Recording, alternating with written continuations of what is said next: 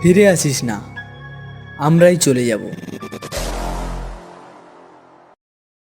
হাঁটতে হাঁটতে খেয়াল হলো পথটা যেন দুভাগ হয়ে গেছে।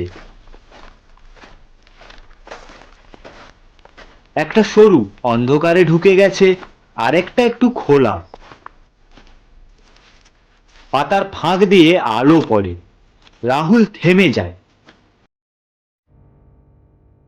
ঋত্বিক চুপ হয়ে যায়, কোনো কথা বলল না। তার কারণ সে তখন অন্য কিছু দেখছে। তার কানে হালকা শব্দ, পাতা না, হাওয়া না, নিঃশ্বাস। ঠিক তার পেছনে।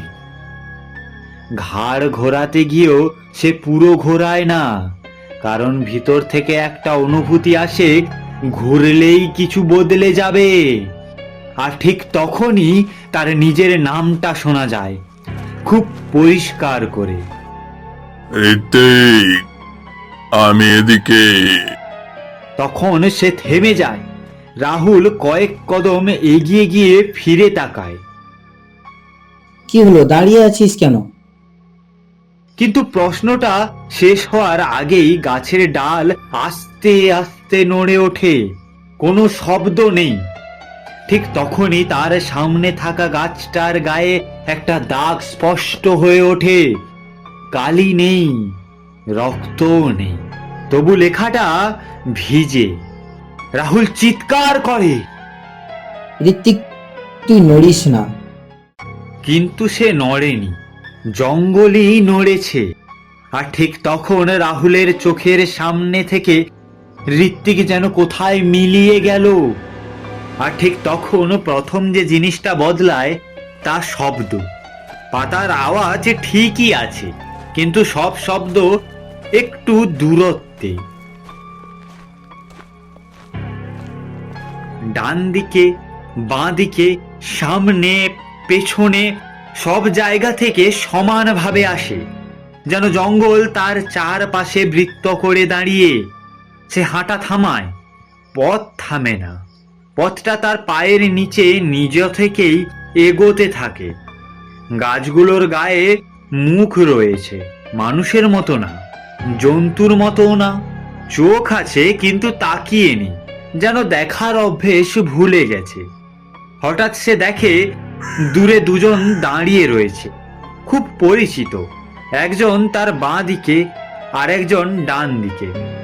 তারা ডাকছে না, হাতও নাড়ছে না, শুধু দাঁড়িয়ে। সে এক পা এগোয়, দুজন একসাথে এক পা পিছোয়। তখনই বোঝা যায় ওরা এখন মানুষ না। হঠাৎ করে জঙ্গলটা আলোয় ভরে যায়। সূর্য না, চাঁদ না, আলোটা এলো মাটি থেকে। প্রতিটা পায়ের ছাপ জ্বলে ওঠে, সব ছাপ একদিকেই গেছে। সে এবার দৌড়য় না, বরং বসে পড়ে, চোখ বন্ধ করে বলে, আমি দেখি কিন্তু মানি না। ঠিক তখনই সে দেখতে পায় সবচেয়ে ভয়ঙ্কর জিনিসটা। জঙ্গলটা গাছ না, পথ না, অন্ধকারও না।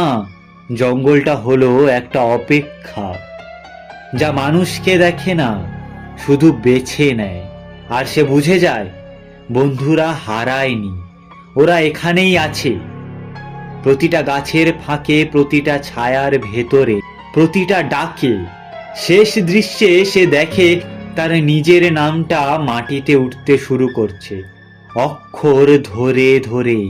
কিন্তু পুরো নাম হওয়ার আগেই সে চোখ খুলে নেয়, কারণ সে জানে নামটা পুরো দেখা মানেই এই জঙ্গলে থেকে যাওয়া। একা থাকিস না, এদিকে আয়। গলায় সেই চেনা টান, সেই পুরনো হাসির ছায়া। ঠিক তখনই ডান দিক থেকে আরেকটা স্বর, ওর কথা শুনিস না, আমি জানি বেরোনোর রাস্তা, আমার কাছে আয়। দুজনের গলা একসাথে মিশে যায়। একজন বলে ভরসা, আর একজন বলে নিরাপত্তা। কিন্তু রাহুল খেয়াল করে ডাকগুলো একই সময় থামে, আবার একই সময় শুরু হয়। মানুষের ডাক এমন হয় না। সে চোখ বন্ধ করে, কারণ চোখ খোলা থাকলে দেখে ফেলবে দুজন বন্ধু দুদিক থেকে এগিয়ে আসছে, হাঁটছে না, মাটির উপর দিয়ে ভেসে আসছে। ডাক আরো কাছে। এবার দুজন একসাথে বলে, তুই তো তুই আমাদের নাম জানিস, জানিস, আমাদের দিকে তাকাস না কেন তাহলে? রাহুলের ঠোঁট শুকিয়ে যায়, নামগুলো মুখের ভেতর এসে পড়ে। একবার বললেই সব শেষ। ঠিক তখনই তার মাথার ভেতর দ্বিতীয় জনের শেষ কথা বাজে। নাম নিলে শুনবে। সে বুঝে যায় এই ডাক শোনার মানে এখনই সে বাইরে। সাড়া দিলে সে ভেতরে ঢুকে যাবে। ডাক এবার রাগী হয় না, ভয়ঙ্কর না, বরং দুঃখী। আমরা কি তোর কেউ না? তার বুকের ভেতরটা কিছু ভেঙে যায়, চোখ দিয়ে জল আসে, কিন্তু সে কাঁদে না, কারণ কাঁদলে ডাকের দিকে ঝুঁকবে। সে নিচু গলায় বলে, তোমরা আমার বন্ধু, কিন্তু তোমরা আর মানুষ নও। এই কথাটা বলার সাথে সাথেই জঙ্গল হালকা কেঁপে ওঠে, খুব হালকা। দুদিকের কণ্ঠ একসাথে বদলায়। এখন আর আলাদা শোনা যায় না, একটা মাত্র স্বর। ঠিক আছে, শেষবারের মতো ডাকছি। চারপাশের আলো নিভে যায়, শব্দ থেমে যায়, আর সেই এক কণ্ঠ বলে, আমাদের নামটা বল, তাহলে আমরা শান্ত হব। রাহুল দাঁড়িয়ে পড়ে। এই প্রথম সে চারিদিকে তাকায় না, চোখ বন্ধ করেই বলে, আমি তোমাদের নাম জানি, কিন্তু নেব না। একটা দীর্ঘ নিঃশ্বাস শোনা যায়, দুজনের না, একজনেরও না, জঙ্গলের। তারপর নিঃশব্দ, পুরোপুরি নিঃশব্দ।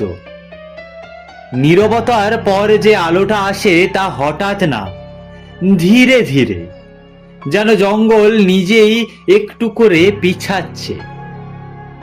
রাহুল তখনও নড়ে না, কারণ সে শিখে গেছে এই জায়গায় আগে নড়লে পথ বদলে যায়।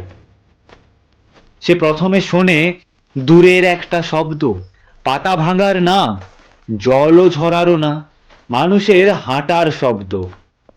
সে পা বাড়ায় না, বরং পিছনে এক কদম সরে।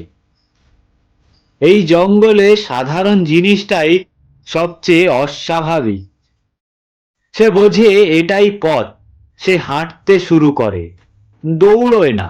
হাঁটার সময় সে পেছনে তাকায় না, কারণ পেছনে তাকালে দেখে ফেলবে দুজন বন্ধু গাছের ফাঁকে ফাঁকে দাঁড়িয়ে আছে। হাঁটতে হাঁটতে তার গলা শুকিয়ে যায়।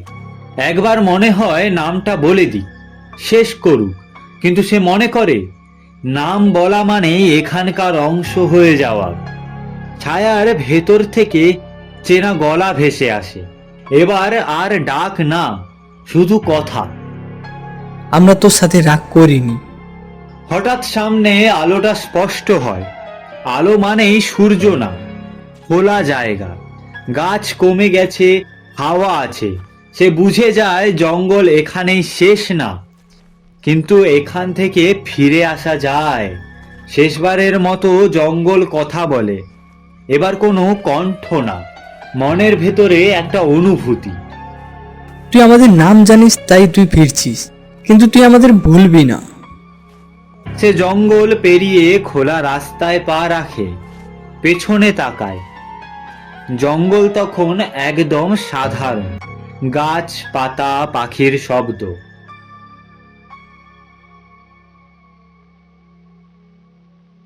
গ্রাম ফিরে লোকজন প্রশ্ন করে, কিরে, কজন গেছিলি? সে উত্তর দেয়, একাই, কারণ বাকিটা বললে জঙ্গল আবার শুনে ফেলবে। রাতে ঘুমোতে গিয়ে সে এখনো শুনতে পায় দুজনের গলা একসাথে না, একটাই গলা, খুব ধীরে। ফিরে আসিস না, আমরাই চলে যাব।